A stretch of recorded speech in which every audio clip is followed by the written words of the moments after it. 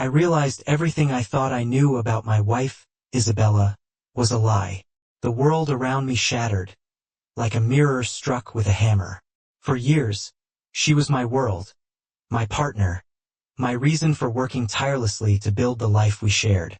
But behind her warm smile and tender gestures lay a betrayal I never saw coming.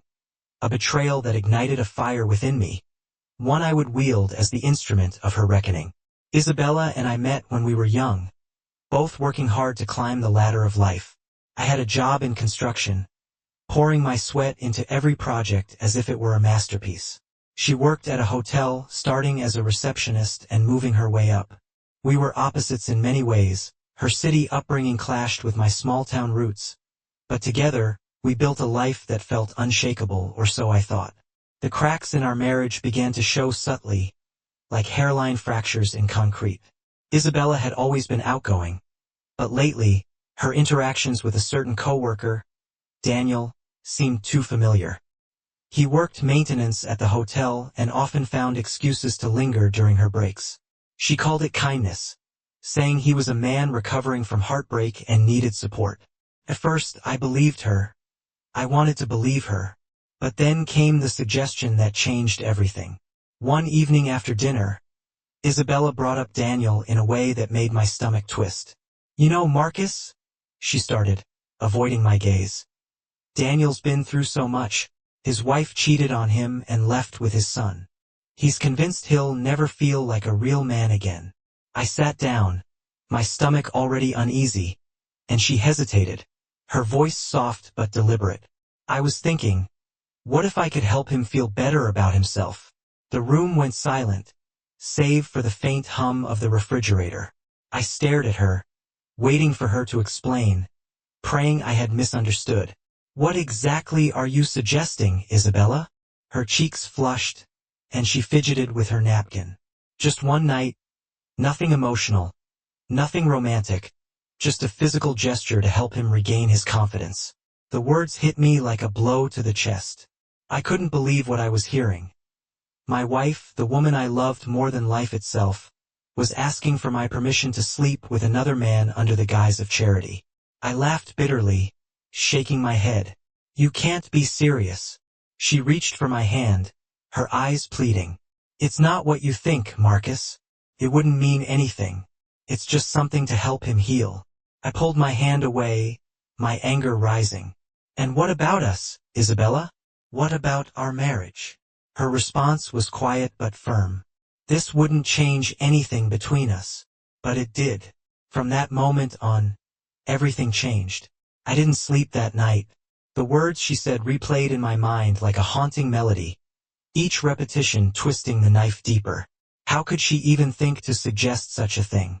The next day, I went to work as usual, laying concrete foundations for buildings that would stand tall and strong. Everything my marriage now felt like it wasn't. My coworkers joked around as we worked, oblivious to the storm raging inside me. By the time I got home, Isabella greeted me as though nothing had happened. She kissed me on the cheek, asked about my day, and served my favorite dinner, but I could barely meet her gaze. When she brought it up again a few days later, I felt the anger flare. "Have you thought about it?" she asked cautiously. "Thought about what?" I snapped, though I knew exactly what she meant. She took a deep breath. "About Daniel, about letting me help him." My fist clenched around the remote I was holding. No, Isabella. "I haven't thought about it because it's insane. I told you already, if you go through with this, we're done. I'll file for divorce, and you'll never hear from me again." She looked hurt, as if I were the one betraying her. "I don't understand why you're so upset. It's not like I have feelings for him, Marcus." I stood, the urge to escape the conversation overwhelming. "This discussion is over. Don't bring it up again." But she did every few days. She would circle back to the topic, each time framing it as though it were a selfless act of kindness. Her persistence only deepened the wedge between us, and I started noticing other things, small things that made me question everything. The way her phone would light up with messages she quickly dismissed, the hushed conversations she took in the spare room. Then came the weekend she insisted I go on the annual fishing trip with my brothers. "You deserve a break," she said, smiling sweetly. And you haven't spent time with him in months. Felt too convenient, but I agreed. A part of me wanted the space, the chance to clear my head and figure out what to do next. Before I left, she brought it up one last time. Marcus, you're an adult, she said, her tone measured. I can't stop you from feeling the way you do, but I've made up my mind. I'll do what I think is right. I stared at her, searching for the woman I thought I knew. She had already made her decision while I was gone.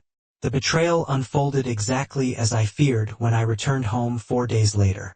The apartment felt different, emptier.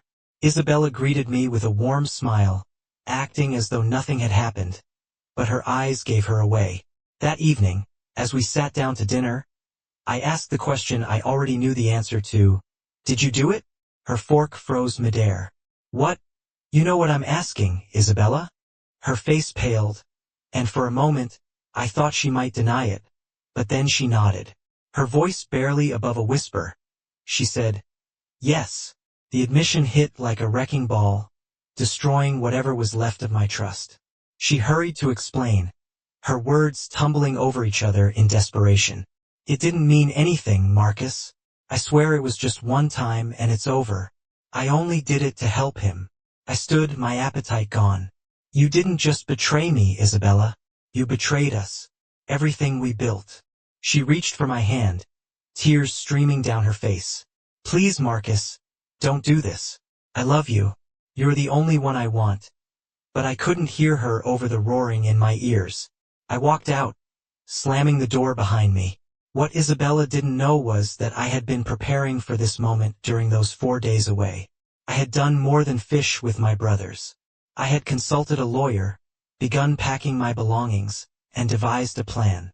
Revenge wouldn't be loud or violent. It would be cold, calculated, and precise.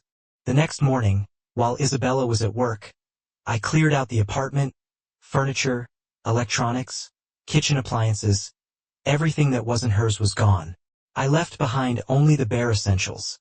A single set of utensils, a twin-size mattress, and a note.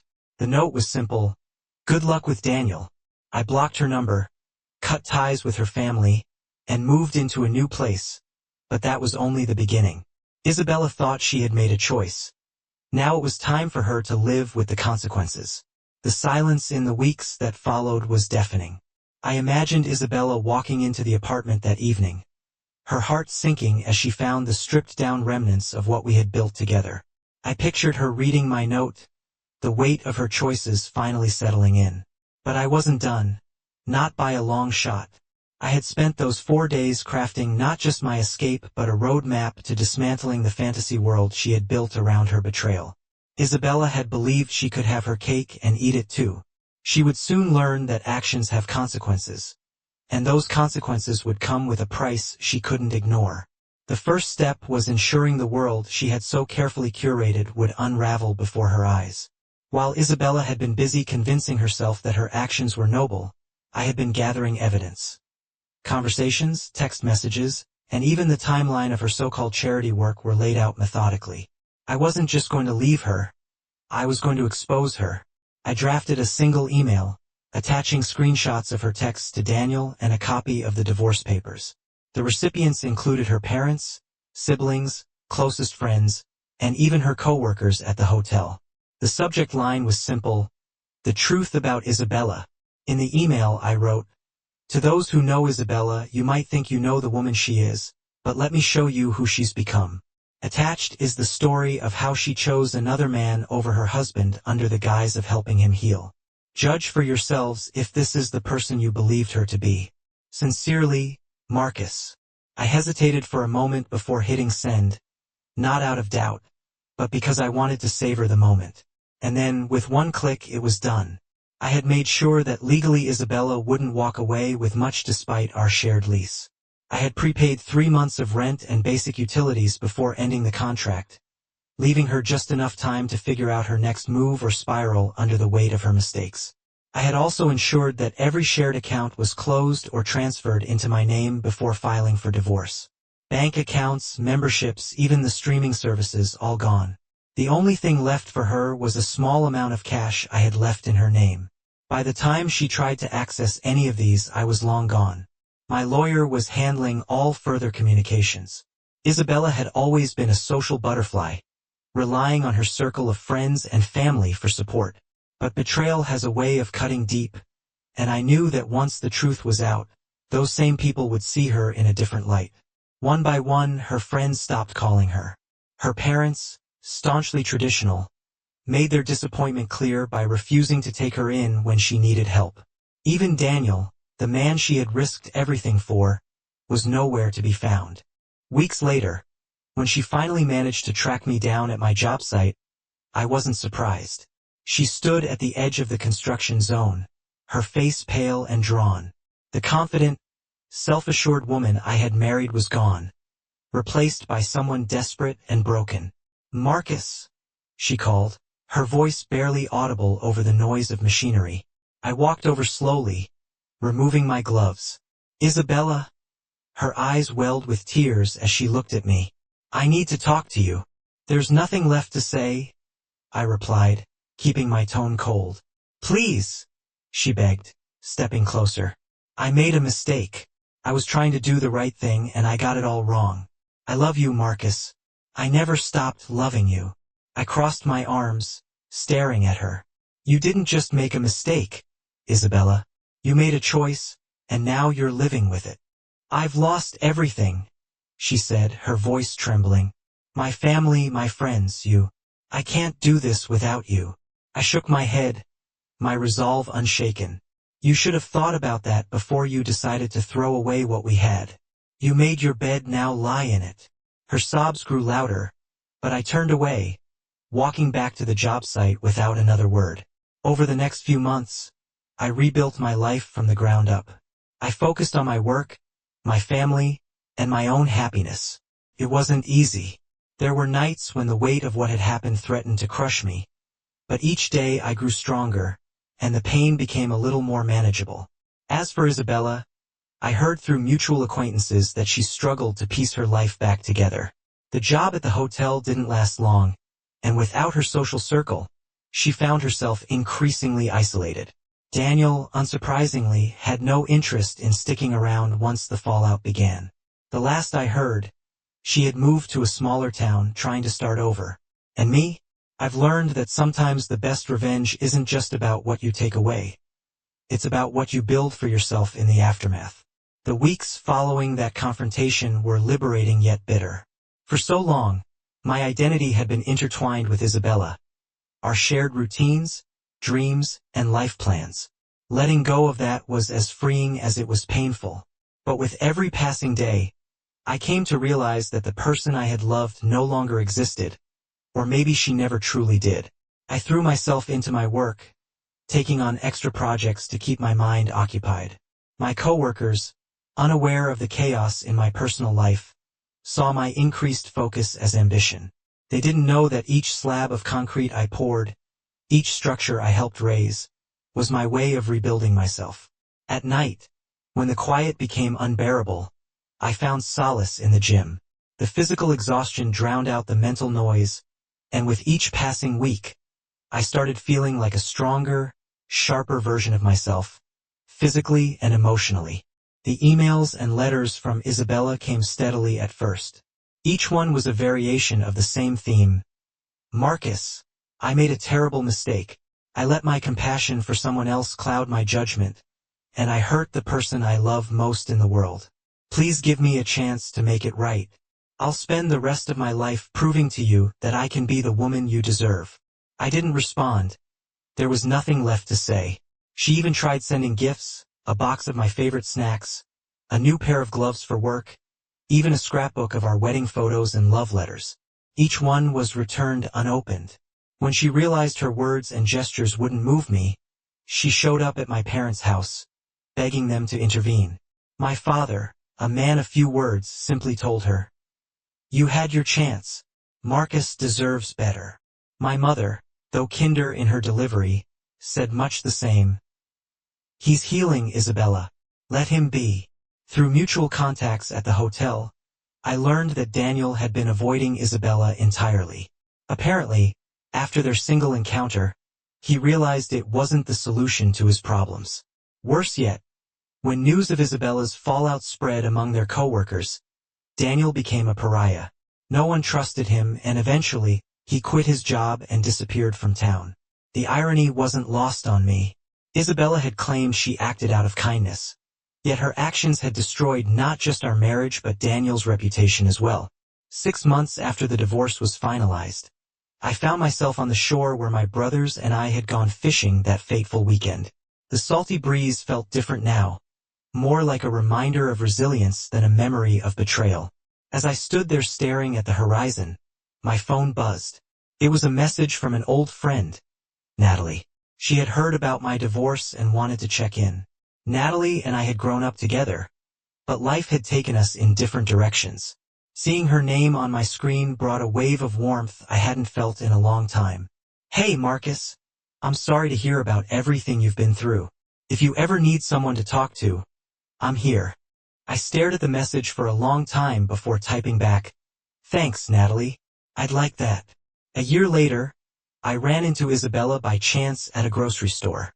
She looked thinner, her once vibrant smile now a shadow of itself. She froze when she saw me, her hands trembling slightly as she clutched a basket of groceries. "Marcus," she said softly. I nodded, acknowledging her but keeping my distance.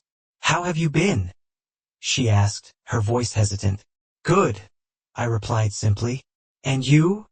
She hesitated, then forced a smile. "I'm managing." There was a brief, awkward silence before she said, "I still think about us, about you." I met her gaze, my expression calm but unyielding.